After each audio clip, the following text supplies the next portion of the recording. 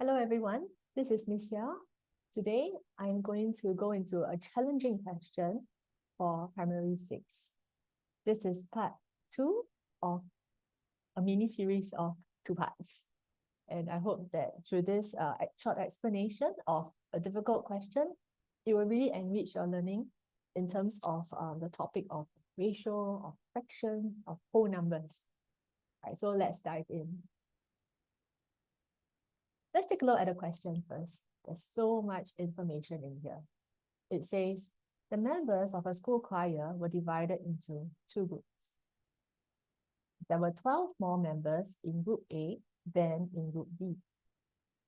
So we can see from here, the first 2 sentences, that though the number of members in the school choir were divided, it's not divided equally.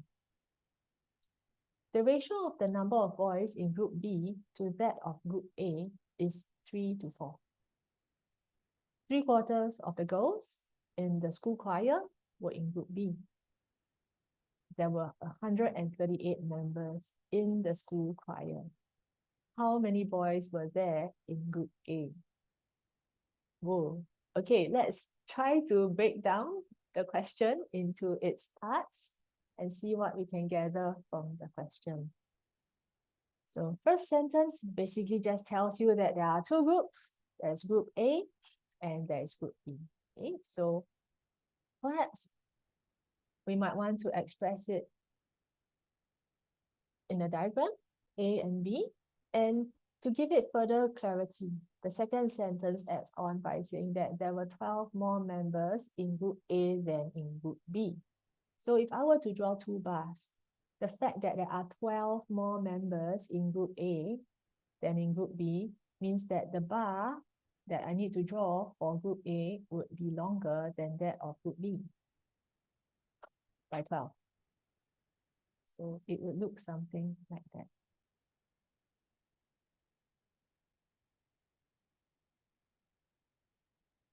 Now let's move on to the next sentence. The next sentence gives you the proportion of the number of boys in both groups. So if I were to express this in a ratio form, it would be group B, boys, to group A, boys, to total boys. And from here, I'm able to come up with the ratio 3:4 as is reflected in the question. From here, I can derive the total units for boys in both groups to be 7. And that's because 3 units plus 4 units gives you 7 units. Subsequently, we are also given the fraction of girls between the groups. So 3/4 of the girls in the school choir were in group B. Now, exactly where does the 3 units go to? Now we are comparing the girls in group B to the total number of girls in the choir. That means 3 units goes to the number of girls in group B, whereas the total number of girls in the school choir makes up 4 units. So I'm going to come up with a second ratio comparison. So in this case, it is group B girls to group A girls to total girls. And that would make up 3, okay, for girls in group B, 4 units for total number of girls. And from here, we can derive the number of units of girls in group A, which is the total of 4 units, take away 3, that would be 1. All right, we have made use of this information here, this third sentence and the 4th sentence. Now let's make use of the information in the 5th sentence. There were 138 members in the school choir. Okay, where can we put that in? Well, we know that total number of boys plus total number of girls will give you 138 members. We could also say that in the diagram, this total refers to that of group A and group B, 138. Okay, so with that, I've also used up this piece of information. Finally, how many boys were there in group A? Okay, so how are we going to find the number of boys in group A? So let's see. At the end of the day, we want to find this.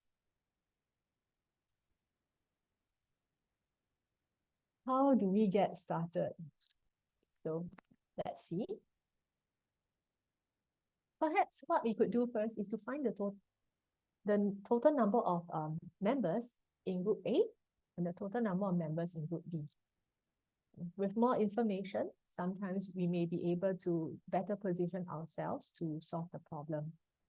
So based on the model, 2 units would be 138, take away 12, get 126. Okay, from here, we should be able to find 1 unit, which is 126 divided by 2. So therefore, we can find the number of members in group A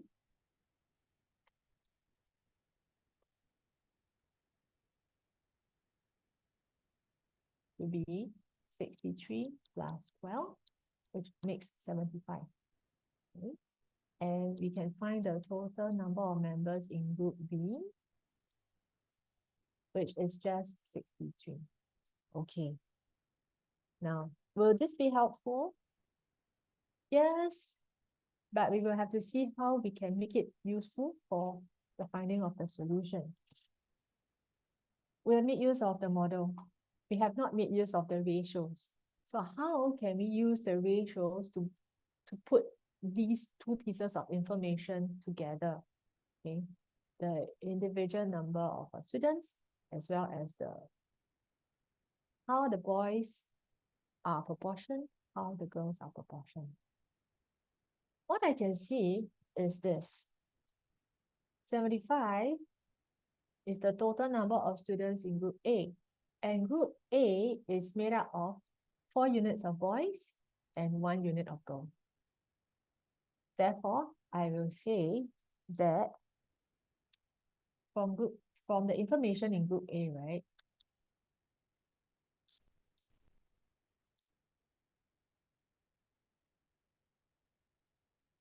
Four units of boys add to 1 unit of girl will give us 75 pupils, members all together. And this would be my equation 1. Now, subsequently, we also note that for a total of 63 members in group B, it is made up of 3 units of boys and 3 units of girls. So, from the information in group B, 3 units of boys plus 3 units of girls would give you 63. Looks like we should be able to find the number of members for girls, for 1 unit of girls or 1 unit of boys. Let's see how we can do that. You can see that 3 times of the number of boys in B, 3 times of the number of girls in B is 63. We could find a third of it, which means that gives us 1 unit of boys in group B, 1 unit of girls in group B, and that would be a third of 63. Okay, so we could reduce this equation to give us 1 unit of boy plus 1 unit of girl to give us 63 divided by 3, which means it's 21. Okay, this would be our equation 3. Now let's compare equation 1 and equation 3. This is equation 1 and this is equation 3. What do you observe from these two equations? Well, we could see that in both equations, we have a term that is similar. We have 1 unit of girls in each. So what this means is that if I were to take the units from equation 1 to subtract the units from equation 3, let's compare, okay? Boys, I have 4 units in equation 1. I take away 1 unit of boys from equation 3. I will be left with 3 units of boys. Between girls, I have 1 unit of girls in equation 1.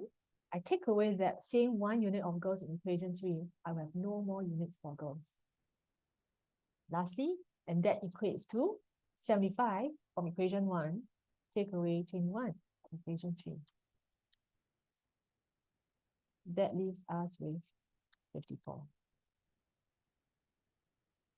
So 3 units of boys gives us 54 members. And therefore, 1 unit of boys would be 54 divided by 3, which gives us 18.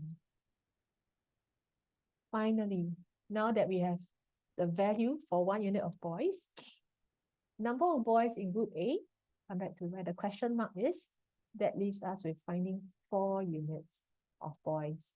So 4 units of boys would be 4 times of 18, which gives us 72. So our answer would be 72. So I hope this short explanation will help you with this question. Thanks for your time.